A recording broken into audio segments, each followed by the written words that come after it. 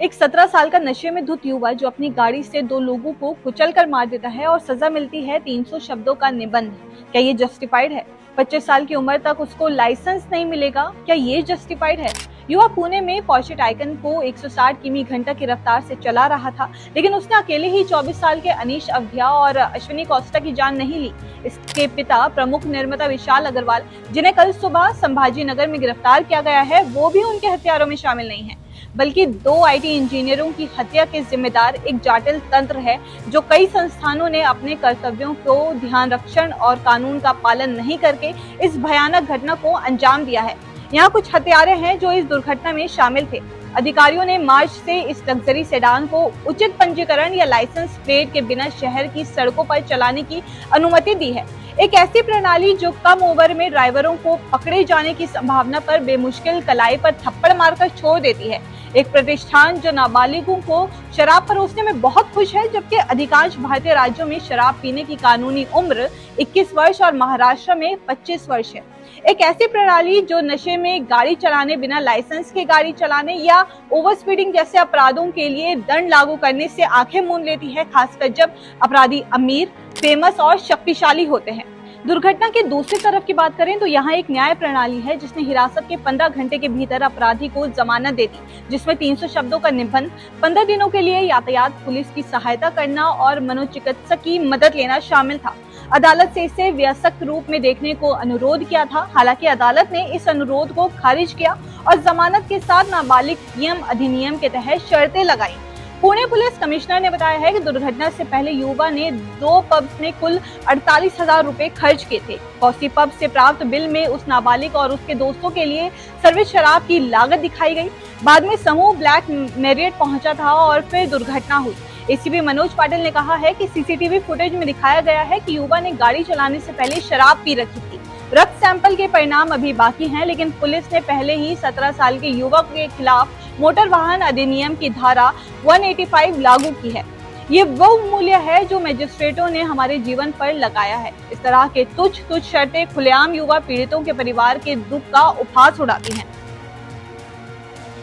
पुणे में विनाशकारी दुर्घटना के तुरंत बाद दिखाई गई उदारता भारत के कानूनी इतिहास में अभूतपूर्व नहीं है, ये एक पैटर्न है। इससे पहले के हाई प्रोफाइल मामले याद आते हैं जहां सार्वजनिक हस्तियां गंभीर आरोपों के बावजूद कड़ी सजा से बचने में कामयाब रही। दिल्ली में संजीव नंदा BMW मामले में 1999 में हिट एंड रन वाक्यांश को राष्ट्रीय शब्दावली में पेश किया। कुछ साल बाद सलमान खान ने इसे हमारी सामूहिक चेतना में मजबूत कर दिया। दोनों मामलों ने एक परेशान करने वाली मिसाल कायम की, जिसने आम भारतीय नागरिकों के लिए ये संदेश स्पष्ट कर दिया कि यदि आप प्रभावशाली व्यक्ति हैं तो आपके अपराधों का न्यायिक परिणाम महज गुदगुदी से ज्यादा कुछ नहीं होगा। हम में से बाकी लोगों के पास भारत में मानव जीवन कितना सस्ता है, ये हर टाली जा सकने वाली त्रासदी के बाद पुरानी ब्रह्माइट स्प्रिट ऑफ मुंबई के बारे में घिसी पिटी बातें रह जाएंगी। पुणे मामले में सार्वजनिक आक्रोश ने निस्संदेह पुलिस पर तेजी से कार्रवाई करने और संभवतः जरूरत से ज्यादा सुधार करने का दबाव डाला है। घटना के 15 घंटे के भीतर प्रमुख इमारती व्यापारी के बेटे को जमानत मिल गई, जिससे और अधिक आक्रोश उत्पन्न हुआ। उसके पिता को कानूनी धाराओं 75 और 77 के तहत नाबालिग की जिम्मेदारी से बचाव नहीं करने और नाबालिग को शराब देने के लिए गिरफ्तार किया गया है। पुलिस ने इन पब्स के मालिकों को भी गिरफ्तार किया है जो अवश्य पीने के अनुमति देने के लिए दाखिल थे। फडणवीस ने शराब के कानूनी का उल्लंघन करने वाले संस्थानों के खिलाफ कठोर कार्रवाई की आवश्यकता पर जोर दिया है और नशे में गाड़ी चलाने के लिए बढ़ी हुई पुलिस की जांच की घोषणा की है। उनका कहना है कि अपराध की गंभीरता को देखते हुए आरोपी पर एडल्ट की तरह मुकदमा चलाया जाना चाहिए, लेकिन वास्तव में हमें सार्वजनिक जीवन में अपनी भूमिका की जाँच करनी चाहिए और खुद से कुछ कठिन प्रश्न पूछने चाहिए।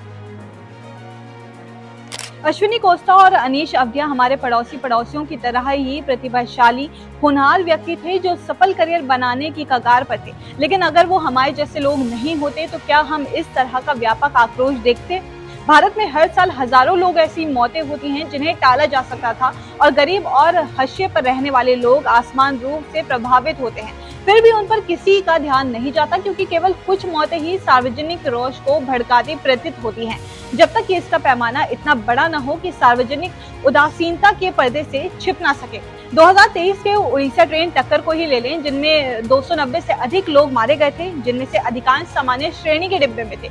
1200 से अधिक लोग घायल हुए। हालांकि पिछले एक साल में मुंबई के उपनगरीय रेलवे नेटवर्क पर 2590 लोगों की जान चली गई, जिनमें से ज्यादातर भीड़ भरी चलती ट्रेनों से गिरने के कारण हुए। 2022 के लिए संबंधित आंकड़े 2507 था। चौंका देने वाली संख्या के बावजूद ये प्रासंगिक उपदाएं जो हमारे सामूहिक आक्रोश को दर्शाती हैं। नियमित रोजमर्रा के त्रासदियों को सामान्य कर दिया गया है, वह पृष्ठभूमि में लुप्त हो जाते हैं और एक बड़े शहर में जीवन का अभिन्न अंग बन जाता है।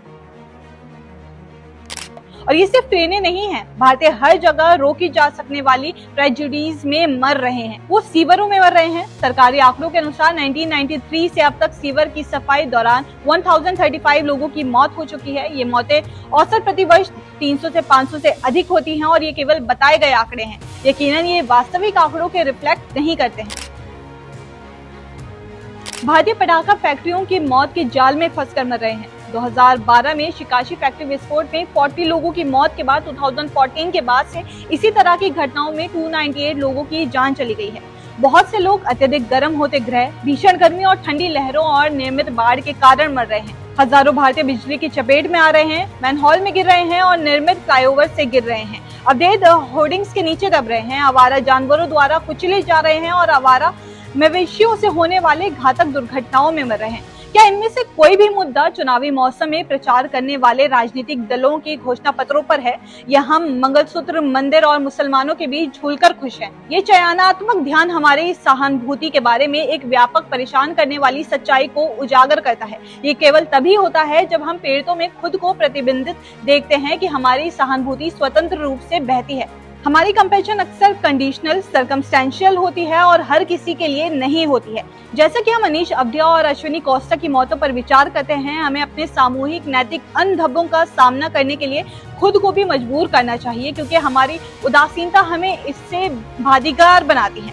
हम हाई प्रोफाइल अपराधों के खिलाफ रोष प्रकट करते हैं, लेकिन उसमें उन दैनिक अन्यायों को भी स्वीकार कर रहे हैं जो हमें सीधे प्रभावित नहीं करते हैं। ये याद रखना हमारे लिए अच्छा होगा कि किसी दिन ये सभी उसी प्राणीगत लापरवाही के शिकार हो सकते हैं जो एक किशोर को हमारी सड़कों पर मौत की मशीन चलाने की अनुमति देती है, और अंत में हमारी चयनात्मक सहानुभूति की कीमत मानव जीवन में चुकानी पड़ती है। बहरहाल, आपको ये जानकारी कैसी लगी हमें कमेंट्स करके जरूर बताइए और ऐसे ही तमाम बड़ी खबरों के लिए देखते रहिए इन खबर।